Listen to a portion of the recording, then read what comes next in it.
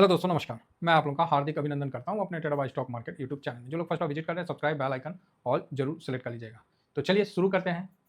तो आज मार्केट में गिरावट तो आप लोगों को पता ही है कि लास्ट लास्ट तक मार्केट डाउन हुई के बंद हुआ। तो अपना भी पोर्टफोलियो डाउन है भाई साहब, 866 पे बंद हुआ मार्केट। तो अपना भी पोर्टफोलियो डाउन है, इसीलिए आज मैंने ट्रेंड को भी निगेटिव कर दिया। मेरा ही पोर्टफोलियो इतना और इतना परसेंट डाउन है। तो आप बोलोगे सर आपका पोर्टफोलियो इतना ही डाउन क्यों है? भाई ये बात है ना, जिसको पोर्टफोलियो एजुकेशन मिल गया है ना, उसको पता है कि मेरा इतना ही डाउन क्यों है। ठीक है, इसका मतलब ये होता है कि हम लोग का पूरा पैसा नहीं लगा रहता है। ठीक है, पूरा पैसा नहीं लगा रहता है मार्केट में। तो बाकी अभी चलिए अभी मार्केट पे डिस्कशन करते हैं। तो युद्ध वो तो चल ही रहा है, वो तो आपको भी पता है। युद्ध का तो जो सिचुएशन है वो तो जग जाहिर है कि अमेरिका और ईरान के बीच में जो युद्ध इसराइल के माध्यम से जो चल रहा है वो आप लोगों के सामने है। तो ईरान ने भी काफ़ी टक्कर दिया है, ऐसा नहीं है।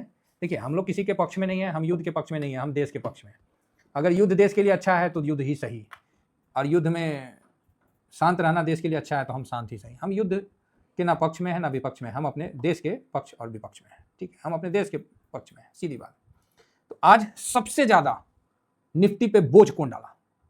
निफ्टी को नीचे धकेलने में सबसे महत्वपूर्ण अगर देखा जाए तो हैवी वेट में आपको फाइनेंस, ठीक है, बैंक्स, फाइनेंस, भाई साहब निफ्टी को चढ़ने नहीं दिया। बेचारा निफ्टी तो फिर भी इतना में ही रुका, नेक्स्ट 50 इतना रुका, लेकिन फाइनेंस की दबाव जो रही ना वो निफ्टी को चढ़ने नहीं दिया। तो आप लोग अच्छा फाइनेंस में सर, हाँ, और फाइनेंस के अलावा उस और जो वेटेज में है ऑटो, भाई इसने ना, भाई देखो प्राइवेट बैंक 2%, ऑटो 3%, भाई कहाँ से सुधरेगा आप ही बताओ।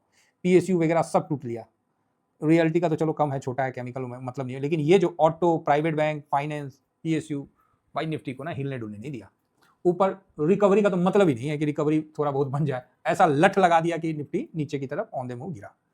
अब आप बोलोगे तो सर फिर इससे क्या है? देखिए, मार्केट है, तेजी और गिरावट तो चल भी ना करेगा। ऐसा थोड़ी होगा कि आप ही को बोलेंगे कि नहीं आप सांस लीजिए, आज छोड़िए मत, तो पता चला कि आप फिर जिंदगी ही छोड़ देंगे। एक तरफा गिरावट, क्योंकि जितनी भी न्यूज़ थी सब फ्रॉड होता हुआ आ रहा है, सब न्यूज़ मतलब आपको गलत साबित होता हुआ दिख रहा है, चाहे अमेरिका की तरफ से हो चाहे जो भी हो। प्लस आज आपको ब्रेंट ने वापस से 90 का लेवल टच कर दिया था, 91 कर दिया था अपने मार्केट के दौरान, तो उसका एक दबाव दिख ही रहा था क्रूड का। और अगर तेल महंगा, ये तो शुक्र मनाइए रसिया का, कि रसिया जो है, रसिया का तो मौज आ गया भाई साहब, रूस को तो मौज आ गए। और फिर रिलायंस का भी नहीं आया था अपडेशन कि वहाँ पर ही यूएस में रिलायंस अपना रिफाइनरीज खोलेगी ऐसा वैसा, लेकिन पता चला कि बहुत छोटे अमाउंट में है, तो इसीलिए रिलायंस भी आज पिटा गया। ठीक है, बाकी फूफा जी तो बेच ही रहे हैं, फूफा जी तो बेच रहे हैं ना, फूफा जी तो बेचने में कोई कसर नहीं छोड़ रहे हैं। तो जब सब बेच रहा है तो रुपया कहाँ से मजबूत रहेगा, आप ही बताइए। तो फाइनली रुपया भी 92, लगता है 10 ग्राम मेरे को फिजिकल गोल्ड खरीदना ही पड़ेगा। ये तो पक्का है। मुझे जल्द ही, मैं सोच रहा हूँ कि ना जाओ, ये 92 जाता है ना तो ऑपरेटर बड़ा खुश हो जाता है। वो बड़ा खुश हो जाता है, मतलब मिसेज इतना खुश हो जाता है, हाँ 92 चलेगा। मतलब अरे दम दर। नहीं आप बोले थे, अरे बोले थे भाई, नहीं आप बोले थे, हम बोले ठीक है, पत्थर का लकीर है, नहीं है भाई। तो अब वही चीज़ है, हम लोग अभी हम लोग को गिरावट और अपना हार्वेस्टिंग और ये देख रहे हैं, और इधर ऑपरेटर लोग कुछ और देख रहा है कि हाँ हाँ ये तो गोल्ड अभी खरीदना चाहिए हमें। सही है, चलो अच्छी बात है, उनका भी अपना है। तो फिजिकल गोल्ड तो फिजिकल ही होता है, लेकिन मैं जो भी खरीदता हूँ ना तो मैं अपने पोर्टफोलियो का जो डायरी है ना उसमें मेंशन करता हूँ। अभी मैं आप लोगों के सामने 22.0 मतलब 22 पॉइंट कुछ ग्राम खरीदा हूँ, तो वही मेरा इंटर है। उसका जो करंट वैल्यू रहता है वो भी पोर्टफोलियो में मैं शो करके चलता हूँ, जिससे क्या है ना कि माइंड को एक क्लियरिटी रहेगा कि हाँ भाई मेरा इतना पैसा इतना लगा हुआ है। मतलब हर चीज़ पैसे का पाई पाई का हिसाब आपको माथा में घूम मतलब रहना चाहिए। हाँ, थोड़ा सा ऊपर नीचे हो जाएगा 10%, वो एक अलग बात है, तो महीना में हम लोग कवर कर लेते हैं ना। तो भाई यहाँ ये भी डाउन हो लिया, डॉलर इंडेक्स थोड़ा सा गर्मी दिखा दिया था, मतलब चढ़ गया था ऊपर, तो भाई उस पर भी दबाव आ गया। तो कुल मिला के आज बेचारा निफ्टी को सब ने धोखा दिया, और खासकर तो इसकी बात तो आप देख ही रहे हैं, रुपया भी कमज़ोर हो गया। तो फाइनली आज जो मतलब कोई भी निफ्टी का टॉप 10 स्टॉक अगर थोड़ा हिम्मत दिखाता तो आदमी बोलता कि हाँ भाई कुछ दिखाया है, कोई कुछ मतलब कर ही नहीं रहा है, क्या बोलेगा आदमी? आप बोलेगा अच्छा ऐसा बात है, बिल्कुल ऐसा ही है, और कुछ इसमें कोई डाउट ही नहीं है, चाहे आप किसी भी सेक्टर में देख लीजिए। तो सर आईटी, आईटी भाई साहब भी डाउन गया, है ना। एफएमसीजी बल्कि कल अच्छी खरीदारी हुआ, उसके बावजूद भी ये डाउन गया। फार्मा, फार्मा कुल मिला के इज्जत बचाया हुआ है, तो अच्छा बात है। ठीक है, बाकी अमेरिका की तरफ से क्या क्या न्यूज़ आ रहा है वो भगवान ही मालिक है, क्या सच है क्या गलत है, अभी तो ये भी तो चलेगा ना। ये भी तो चलेगा भी, क्या सच है क्या गलत है। तो सर ऐसे हालात में हम लोग तेल भंडार जारी होने से तेल बाजार को राहत मिलने की संभावना के चलते शेयर बाजार में थोड़ी तेजी, चलो अच्छी बात है। ये इनका जब मार्केट चलता है ना तब इनका तेजी हो जाता है, और जब हम लोग का मार्केट चलता है तो इनको ना आग लग जाता है इनके शरीर में, और हम लोग का मार्केट को देखते साथ इनका नागिन डांस स्टार्ट हो जाता है, क्या कहा जाए। तो यही बेस रहा आज का गिरावट का, है ना, कि भाई अपना कोई सेक्टर मतलब दम नहीं दिखाए। लेकिन इनडायरेक्ट में आपको जब डिलीवरी पोजीशन का वीडियो बनेगा उसमें देखिएगा बाइंग धीरे धीरे बढ़ा है, ये चीज़ आप समझ के चलिए। फिलहाल आप देख सकते हैं कि निफ्टी वगैरह डाउन ही था, ब्रॉडर में देखिए कोई तेजी बांध ही नहीं रहा है, कहाँ आप इसको सपोर्ट लीजिएगा। कोई लेवल तो होना चाहिए ना, है ही नहीं, कोई क्लास नहीं है, बस गिरे जाओ तो गिरो भाई। निफ्टी मिड कैप हिल लिया भाई साहब, देख सकते हैं। और जो ईरान और इजराइल और अमेरिका तीनों के युद्ध में कोई अपडेट होने का कोई भी अच्छा खबर का नहीं है। बस ग्रीन में आप pharma, health care, oil and gas यही देख सकते हैं। बाकी निगेटिव में ऑटो तो आज औसम रहा, अच्छा निगेटिव रहा, प्राइवेट बैंक, ऑटो, यही आज निफ्टी को ज़्यादा ही खींच दिया। तो क्या व्यू क्या है, देखिए व्यू तो ऑप्शन चेन के माध्यम से निगेटिव है ही, इसमें तो कोई डाउट ही नहीं है।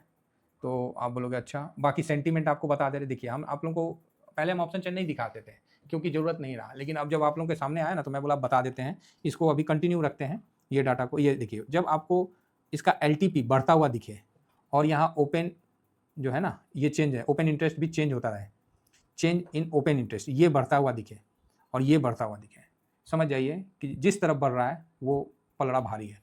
तो ये पुट का पलड़ा है, तो पुट का पलड़ा भारी है मतलब मार्केट नीचे खींचेगा, सिंपल सी बात है।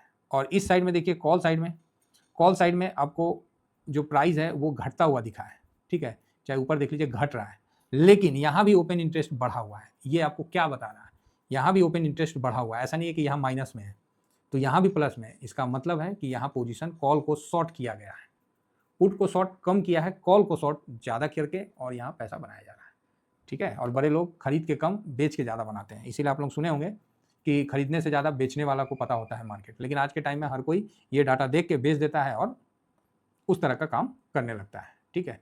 और हम लोग इसी चीज़ को नवंबर दिसंबर में ही बता दिए थे कि भाई मार्च में 23,000 का लेवल दिखेगा। उसमें एक बार मैंने बोला, फिर मैं चुप हो गया, मैं बोला भाई बोलने में भी ना लोग मतलब उल्टा सीधा बोलने लगे। तो ये एक बढ़िया चीज़ है, इसके लिए ना ज़्यादा परेशान नहीं होना है। और जैसे निफ्टी जब वो 24,300 को तोड़ा ना तो वो 800 तक तो जाएगा, इसमें तो कोई डाउट नहीं है। अब जिस दिन वो 750 को तोड़ दिया नीचे की तरफ, वो सीधा जाएगा 450 फिर 300 के पास, वहाँ पर ही होल्ड होगा, तो कोई दिक्कत नहीं है। फिलहाल 5 दिन में अच्छा खासा गिरा हुआ है। एक महीना का अगर चार्ट देखें तो 26,000 के लेवल से 8% की गिरावट तो हो ले रखी है, तो बढ़िया है, कहीं कोई दिक्कत वाली बात नहीं है। ऐसे कंडीशन में जिन लोगों को हार्वेस्टिंग करना है वो अपना हार्वेस्टिंग भी कर सकते हैं और आराम से आगे बढ़ सकते हैं। हार्वेस्टिंग आपने पूरे साल पैसा बनाया तो लास्ट में जितना माइनस है उसको आप समेट के जितना लॉस हुआ वो बुक हो गया, और फिर सेम लॉट का नेक्स्ट डे, सेम डे मत करिएगा नहीं तो एवरेज हो जाएगा, नेक्स्ट डे बाइंग कर लीजिए, बाय कर लीजिए, काम खत्म।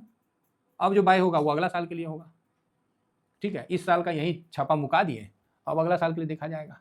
जहाँ प्रॉफिट है उसको बुक मत करिए, क्योंकि ये भी कंडीशन आपको मात्र मिलेगा कितना दिन बस, और 20 तारीख के अंदर ये सारा खेला पलट जाना है। नोट रखिएगा 20/3, तब तक आपको जो करना है कर लीजिए, उसके बाद सिचुएशन बदल जाएगा। नहीं बदलेगा तो मार्केट थेथर हो जाएगा। थेथर समझते हैं, आदि हो जाएगा, बम गिरना, ये गिरना। आज भी तो रूस यूक्रेन का युद्ध बंद नहीं हुआ है, इसका क्या मतलब, मार्केट आज भी उसी कारण गिर रहा है। उसी तरह ईरान, इजराइल और अमेरिका का हो जाएगा, ठीक है। तो ये बात है, लेकिन मुझे नहीं लगता है कि अमेरिका ज़्यादा देर तक यहाँ वो करेगा। तो चलिए, ओवरऑल गिरावट तो तगड़ा था।